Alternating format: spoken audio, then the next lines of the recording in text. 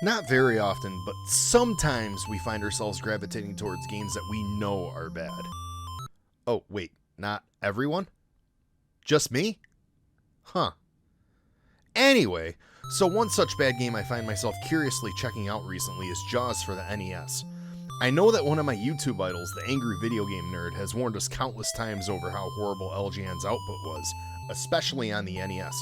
But growing up, I had a fondness for Jaws. I'm revisiting it years later because I want to know, is Jaws for the NES really that bad? I'm JackAttackDX, and today I'm gonna find out.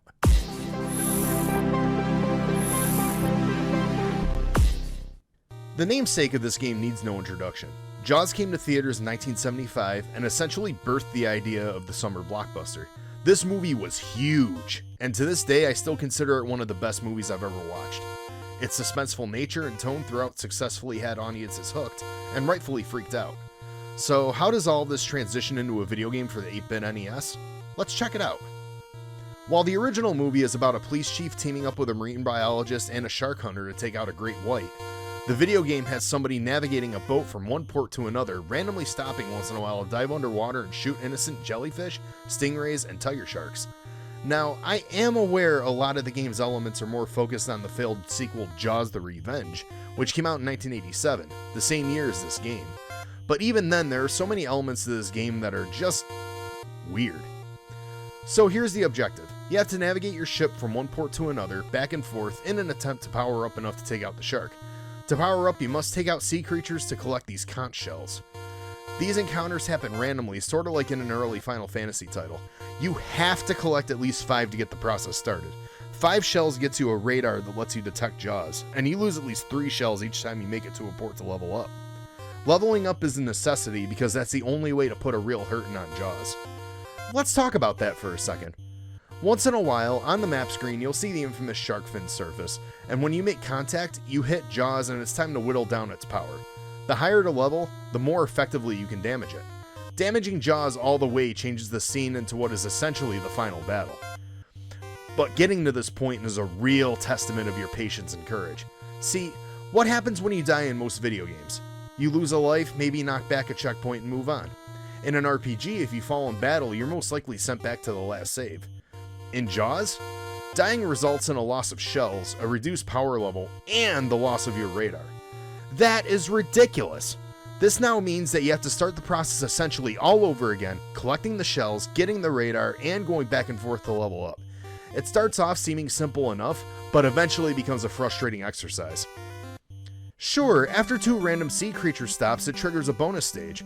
At first glance, it reminds me of Galaga or something similar. The big difference and fatal flaw here is, though, you cannot control this plane. So the game makes you fire at these jellyfish and you have to just hope for the best. Roughly every 3 hits gets you an extra conch shell, so in the very least the bonus stage is super helpful for your progress, but be prepared to get absolutely flustered. What's also problematic is the way this game's designed all around. The items that the sea creatures drop only stay on the floor for a few seconds. If you're a hair too late, then tough shit, you don't get that star or those shells. And if you destroy a creature on the edge of the screen and it drops something, especially on the right, just forget it. You won't be able to grab it even when it seems like you're able to. What a tease! Imagine if an apple fell from a tree, but you physically couldn't grab it because it was too close to the tree itself. Doesn't make sense, right? Neither does this. What's also problematic is where these encounters happen on the screen. If the event happens on a shoreline, you're in shallow water, and if this happens, just brace yourself to lose because the space is way too shallow to make anything happen. God help you if Jaws comes after you in one of these areas. But if you succeed in leveling up and you're able to drain Jaws of its health, you can take it out. This is set up a lot like Jaws the Revenge, where the goal is to stun the shark and pierce its side. But I'll be honest, I cannot get this timing right. It's garbage. It looks like it might be easy, but just try it. I dare ya. If you stun him when he's a sliver too far from the tip of your boat, you won't be able to get a hit in. And once you run out of strobes, it's back to the game screen and back to Jaws having more health. Ugh. This game's a mess, y'all. So why did I like it? I don't know. I think it may have had a lot to do with my love for the original film. The original Jaws movie was super suspenseful and a masterclass in keeping your audience on the edge. It was more about the fear of what you're not seeing, so when the shark does appear, you're terrified. And in that regard, I can sort of see it in this game, I guess. I found myself in suspense, especially when I knew the shark was nearby.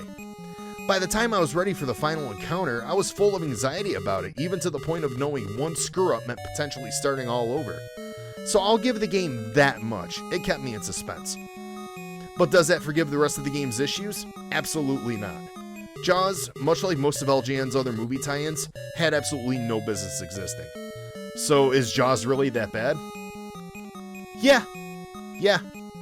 This game's trash. End of story. Thanks for watching. Peace out.